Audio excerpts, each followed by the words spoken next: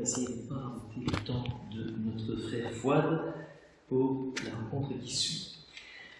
Quand même entrer dans ces textes. Ces textes, si vous voulez, sont très importants comme beaucoup d'autres textes, mais ceux-ci nous concernent d'une manière directe parce que l'évangile du jour, au chapitre 9 de Luc, en fait, nous envoie en mission. Et plus particulièrement, le chapitre 9, c'est l'envoi en mission des 12. On pourrait dire, bon, ben après, les 12, c'est peut-être le pape, les évêques, les prêtres, je ne sais pas quoi. Et en tout cas, les disciples, ce serait plutôt le peuple des laïcs. C'est vrai que Jésus fait un envoi en mission pour les disciples un chapitre plus loin en Luc. Mais dans le fond, si vous lisez les deux, vous verrez que les deux textes se ressemblent, en fait se rassemblent. Que l'envoi en mission, c'est quelque chose de collectif, pas seulement individuel. Et que l'envoi en mission, c'est aussi quelque chose d'individuel, pas seulement de collectif. C'est toute l'Église qui est envoyée en mission, et c'est plus particulièrement chacun et chacune d'entre nous. Chacun et chacune d'entre nous. Les textes d'aujourd'hui, en fait, nous aident, si vous voulez, à pouvoir vivre la mission, mieux la comprendre. Et en particulier, le premier, il y a quelque temps, je vous avais parlé d'Esdras comme étant apparemment un pauvre raciste, apparemment, je dis bien. Mais c'est autre chose qu'il y a dans le cœur d'Esdras. Esdras est un prêtre qui vit au VIe siècle avant Jésus-Christ, et à une période absolument particulière, le retour d'exil. C'est quelqu'un qui a connu la captivité, qui a connu l'exil. Et au moment où l'édit de Cyrus permet aux captifs de revenir de Babylone vers Jérusalem, ils vont mettre du temps, un petit peu comme nous, quand nous avons une série de captivités, même que nous identifions. En fait, on sait ce qu'on a, on ne sait pas ce qu'on aura. Et parfois on se complaît dans certaines formes de captivité. On est au confort. Et le déplacement que vit Esdras n'est pas simplement un déplacement, si vous voulez, physique, qui va de Babylone à Jérusalem, mais c'est un déplacement intérieur de son esprit, de son âme.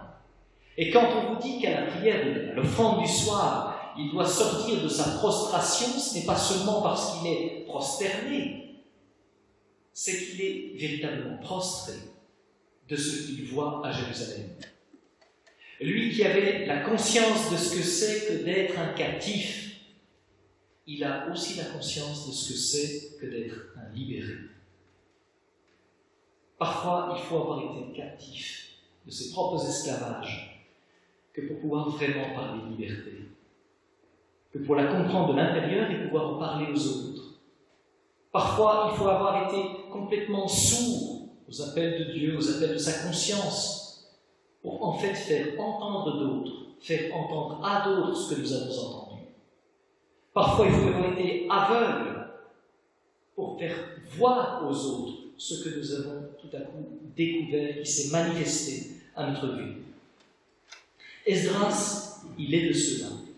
Il arrive à Jérusalem, et lui qui avait eu tant d'espérance, et qui a en tête sans doute l'espérance de ses parents, qui sont sans doute morts à Babylone, plein d'espérance à Jérusalem, il tombe sur des gens qui, en fait, n'ont pas la foi en Dieu.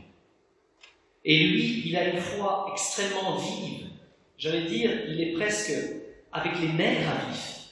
Et il réagit de manière parfois brutale vis-à-vis des gens qui sont à Jérusalem et qui ont fait, c'est le grand problème de l'époque, des mariages mixtes dans lesquels, en fait, ils ont perdu leur tradition.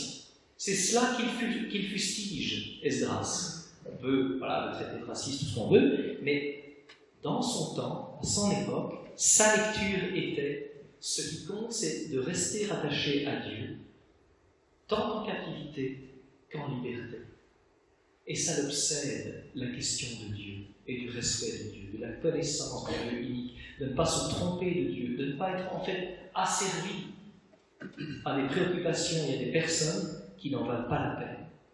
Et tout son propos tourne, si vous voulez, autour de cette problématique, de cette nécessité de retourner vers Dieu. Et c'est là qu'il va alors exprimer ce que vous avez entendu dans ce très court extrait.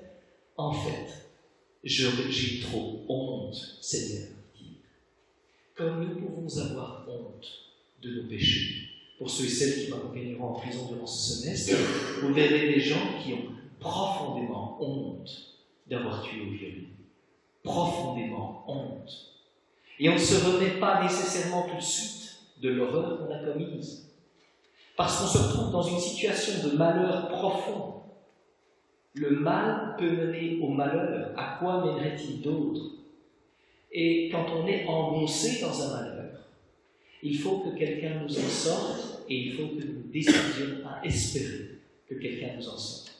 C'est le choix que fait Esdras.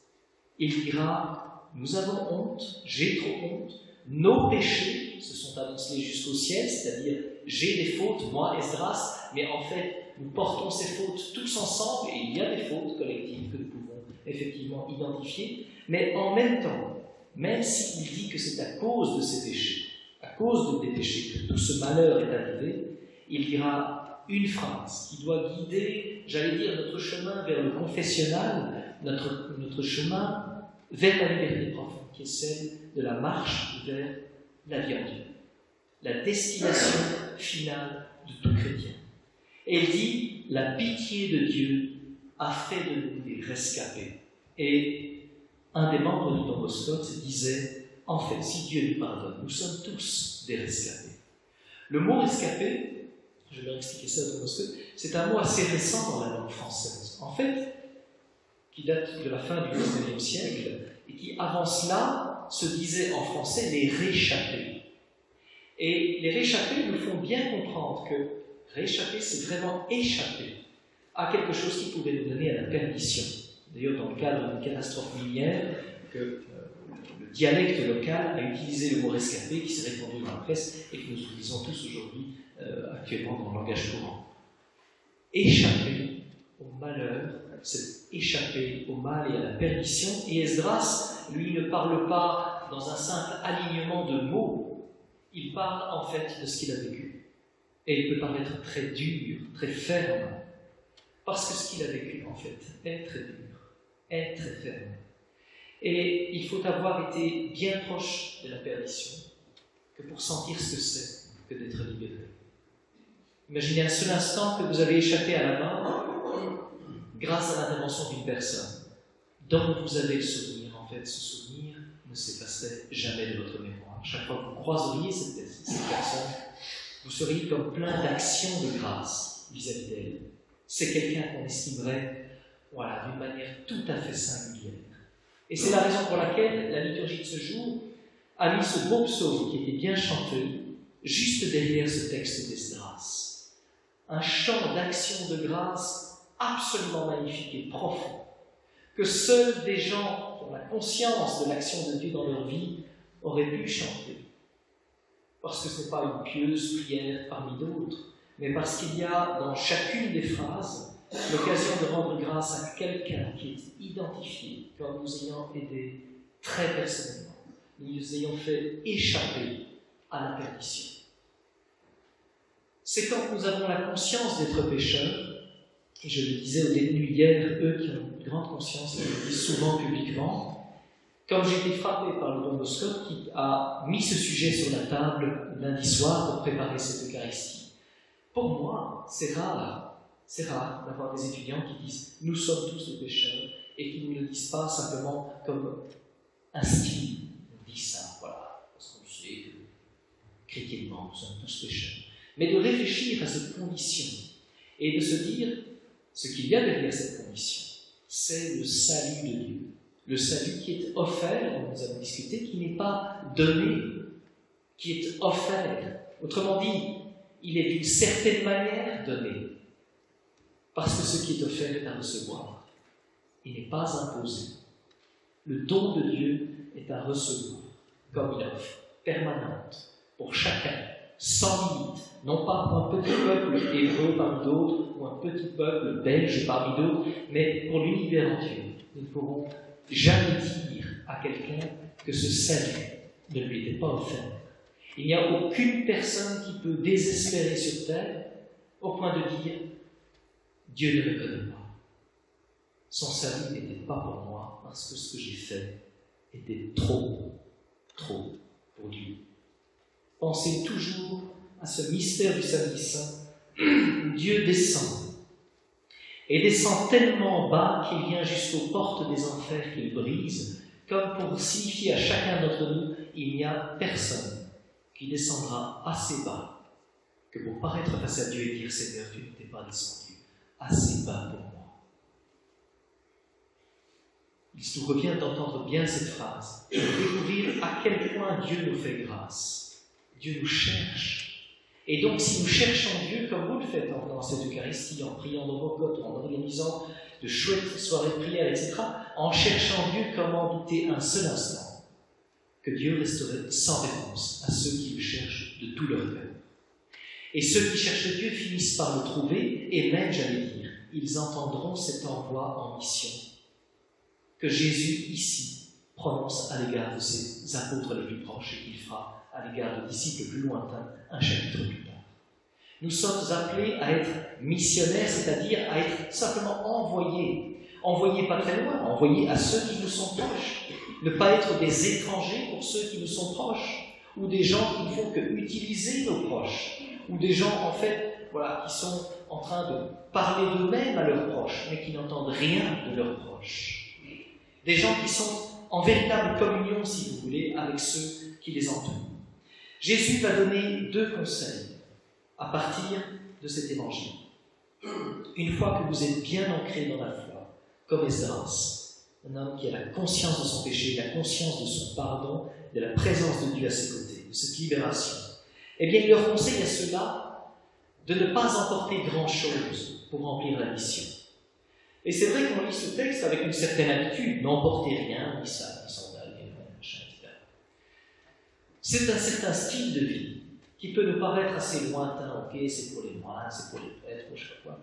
Mais ce n'est pas le cas. Le style de vie que Jésus décrit, c'est un style qui n'est pas chrétien avant tout, mais qui est un des styles de son époque. Les gens qui étaient en train de marcher sans sac, ni sandales, ni que sais-je, c'était des gens qu'on pouvait croiser. Il y avait des maîtres spirituels à cette époque-là qui circulaient de cette même façon.